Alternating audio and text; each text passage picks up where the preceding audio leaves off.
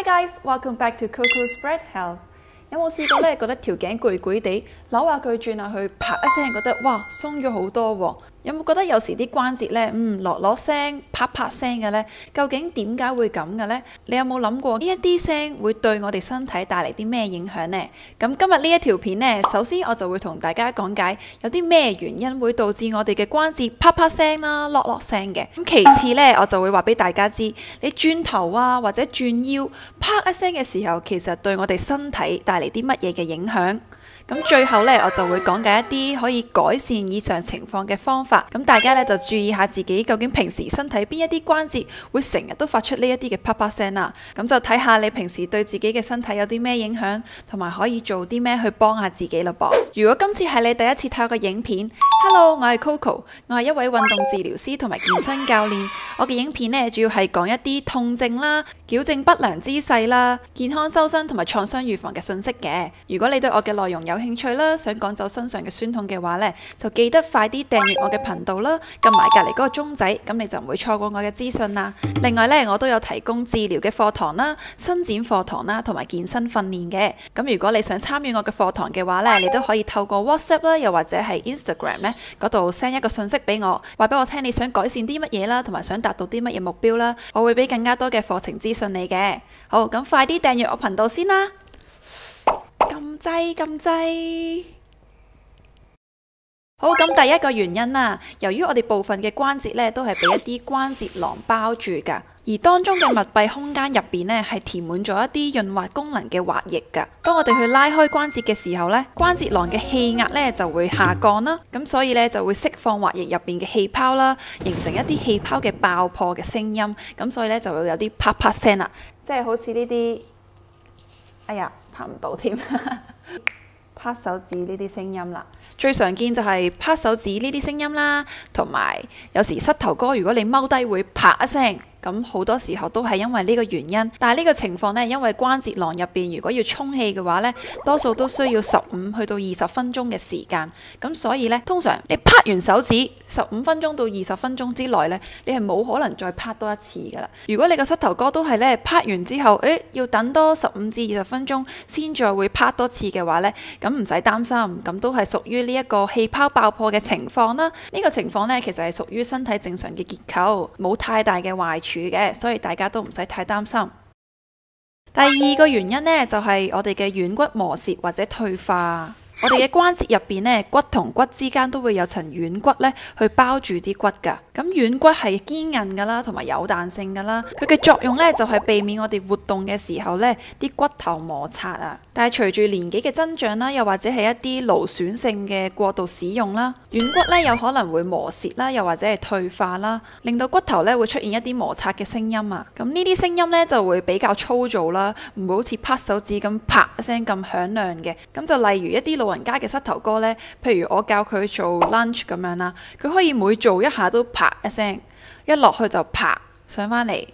啪，落去啪咁樣，咁就同啱啱唔同啦。因為啱啱你拍完一次，你係要等成15至20分鐘，你先可以再拍多次噶嘛。但係今次如果呢，你係軟骨受損嘅話呢，咁你可以 keep 住拍完又再拍嘅。咁如果你有呢個情況嘅話呢，好大機會呢，你嗰度嘅軟骨其實已經磨蝕咗，又或者係退化咗啦。而呢一啲嘅啪啪聲呢，唔一定會痛㗎噃。咁你陣間就聽埋落去，睇下可以做啲咩去改善呢個情況啦。咁第三個原因呢，就係我哋關節入邊一啲肌腱啦、韌帶啦同埋骨頭互相摩擦發出嚟嘅聲音啊。我哋身體每一個關節呢，附近都會有一啲韌帶啦，又或者係肌腱嘅。但係可以係因為我哋長期嘅姿勢唔啱啦，又或者係長期保持同一個姿勢啦，又或者係重複性咁樣去做一啲動作啦，令到我哋身體嘅肌腱有啲勞損，又或者係過分繃緊，又或者佢太弱啦，都會導致到我哋個關節活動嘅時候呢，嗰個軌跡有少少嘅錯位，令到一啲繃緊嘅肌腱呢揩到嗰個關節，所以呢發出一啲啪啪嘅聲音。最常見嘅就係譬如我哋舉起手嘅時候，呢度會啪啪聲啦。原因係因為長期嘅姿勢不良啦、寒背啦、圓肩啦，導致到膊頭都繃緊晒啦，導致到我哋嘅上斜方肌過度繃緊啦，令到我哋嘅肌肉失衡啦。咁所以咧，舉起手嘅時候咧，啲肌腱揩到個關節啦，出現一啲咔咔聲啊，到最後咧，令到有痛症嘅出現添啊。平時覺得條頸好攰、條腰好攰嘅時候咧，我哋成日好快速咁樣轉動個頭，咁樣啪一聲，或者係轉腰咁樣啪一聲。轉完呢，感覺真係覺得自己哇鬆咗好多喎，條腰好似直翻咁喎。事實上呢，其實隔多一陣，你又係再攰過，又係再緊翻嘅啫。事實上呢，呢一啲嘅啪一聲呢，係將我哋嘅關節中嘅關節液呢，由一個空間轉去另一個空間。感覺鬆咗一陣呢，其實好快又會緊翻嘅啫。咁喺2019年，美國有一位28歲嘅男子呢 Josh Hader 咧，佢覺得自己條頸好緊喎，好唔舒服喎。咁佢就快速咁樣轉動個頭啦，希望可以鬆下自己條頸啊。然之後啪一聲，佢發現自己左邊身呢就開始痹啦，甚至呢成個人呢側咗去45度咁樣去行路啊。後尾送咗去醫院先發現，原來佢幫自己拍骨嘅時候呢，令到佢嘅頸動脈出現破損，導致到佢中風啊。咁佢呢次嘅病呢，就被診斷為椎骨動脈撕裂，即係話佢拍頸嘅時候整爆咗自己條血管啊！大家要知道呢，無論係我哋條頸定係我哋條腰啦，我哋成條脊椎呢，唔係淨係得啲骨㗎，仲有好多神經啦同埋血管喺入邊㗎。如果我哋成日都好快速咁樣轉動個頭啦，又或者快速咁樣扭條腰，發出一啲啪啪嘅聲音呢，其實好容易咧會造成我哋嘅神經損傷啦，又或者係撕裂㗎。嚴重嘅話咧，係可以導致你癱瘓啦，甚至係死亡㗎。咁所以咧，其實喺脊椎，無論係頸啦、胸椎啦，定係腰椎，我哋都真係要避免自己成日高速轉動佢，令到佢又發出一啲啪啪嘅聲音啦。千祈唔好再貪佢啪完嗰一下嘅爽快咧，而有機會咧導致到令你終身後悔嘅後果啊！我哋究竟點樣去改善呢一啲嘅啪啪聲呢？其實如果你冇痛嘅出現啦，唔覺得自己個人好緊啦 ，limit 咗自己嘅活動啦，而且呢啲情況都唔係話發生得好密嘅話呢，其實一般嚟講呢，都唔需要話太在意，唔需要特登去處理嘅。如果你平時覺得肩頸好攰啊，條腰好攰啊，好想鬆下去嘅話呢，其實你應該去做另外一啲嘅運動去代替自己同自己拍骨。咁例如啦，肩頸攰嘅話呢，你可以做翻一啲收下巴嘅運動啦，同埋一啲鬆動頸椎嘅運動啦。咁呢一啲呢，都係可以幫你嘅頸椎關節去翻正確嘅位置啦，同埋減少翻你關節同關節之間嘅壓力。咁自自然然呢，你先係真真正正長遠咁樣去鬆到條頸㗎。咁有肩頸痛嘅你呢，都可以去睇下我新出嘅肩頸痛治療課程啦。當中呢，已經包含晒所有能夠改善你肩頸痛嘅精華㗎啦。咁如果你有興趣嘅話咧，就快啲點入下邊資訊欄嘅課程連結度睇下啦。咁你可以免費收聽課程嘅。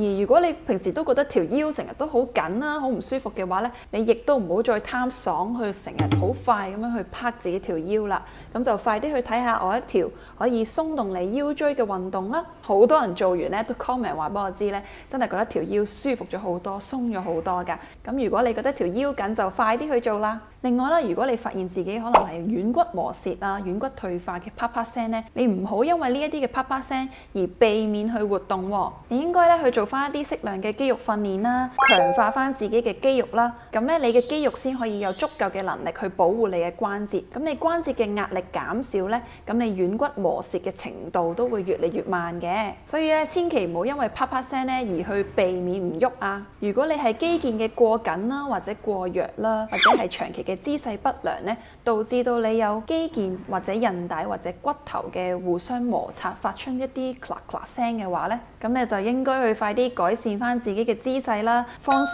翻你過度繃緊咗嘅肌肉啦，同埋強化翻一啲你根本就太弱嘅肌肉啊。咁呢啲情況常見就發生喺我哋嘅膝頭哥啦、腳腕啦，甚至手腕啦，又或者係我哋個 hip 啊。有一啲長期坐嘅人咧，其實佢嘅 hip flexor 即係我哋嘅髖屈肌好繃緊啊，咁會導致到譬如佢企起身抬起腿嘅時候，再慢慢放翻低咧，會聽到個 hip 入邊有啪一聲嘅聲音啊。咁其實好多時候都係因為我哋長期坐啦，導致到我哋嘅 hip flexor 好繃緊啦。咁所以咧，佢有機會咧，你喐個髖關節嘅時候咧，揩到我哋髖關節嘅骨，導致到有呱一聲嘅聲音。咁另一個好常見嘅例子呢，就係我哋嘅膝頭哥呢，大髀外側呢，如果特別繃緊啦，但係我哋大髀內側又特別弱嘅話呢，會導致到我哋肌肉嘅張力失衡啦，就會影響咗我哋膝頭哥個菠蘿蓋嗰個活動軌跡啦。咁當你一踎低嘅時候，就因為嗰個張力呢，個菠蘿蓋就會向外邊移啦，導致到會有啪啪聲啦，一啲筋腱揩到個關節嘅落落聲㗎。咁如果呢個情況你唔處理佢嘅話呢，你仲要成日去重複做一啲運動，令到佢揩到啲骨嘅話呢，咁係會好容易導致到引起發炎啦，又或者係肌腱嘅病變㗎，最後仲會導致到痛症嘅發生。咁所以呢啲情況呢，我就建議你去揾翻一啲專業嘅人士啦，揾物理治療師啦，又或者你可以查詢我嘅治療課堂，揾翻你個身體邊度有張力失衡嘅情況，令到你個身體平衡翻嘅時候呢，咁就會減少筋腱或者係韌帶揩到骨頭嘅情況啦。好，咁我希望呢條片大家更清楚知道點解身體會啪啪聲啦。如果情況發生得唔密啦，你冇痛症嘅出現啦，又或者你唔覺得自己個人咧好繃緊嘅話咧，一般嚟講咧都唔需要特別去處理嘅。但係如果呢啲啪啪聲咧令到你會有痛啦，又或者好似影響咗你嗰個活動幅度嘅話呢，咁你就一定要去揾翻專人去改善你嘅情況啦。或者咧，你都可以去 WhatsApp 啦，又或者係 Instagram send 個 message 俾我，咁查詢我嘅私人治療課堂嘅。好，咁我希望呢條影片都幫到大家啦，記得快啲 like 我呢條片啦，又或者將我呢條影片分享俾你身邊嘅朋友啦，俾你身邊嘅屋企人啦。我希望大家咧可以更加了解自己嘅身體啦。如果你有任何痛症嘅問題啦，都歡迎喺留言嗰度話俾我知啦。通常咧我都會睇晒大家嘅留言嘅，咁都歡迎去 follow 我嘅 Facebook page 啦，又或者我嘅 Instagram 啦，咁嗰度都會分享一啲我喺 YouTube 唔會分享嘅資訊嘅。好，咁我希望大家都可以趕走身上嘅酸痛啦。我係Coco，我係一位運動治療師，拜拜，下次見。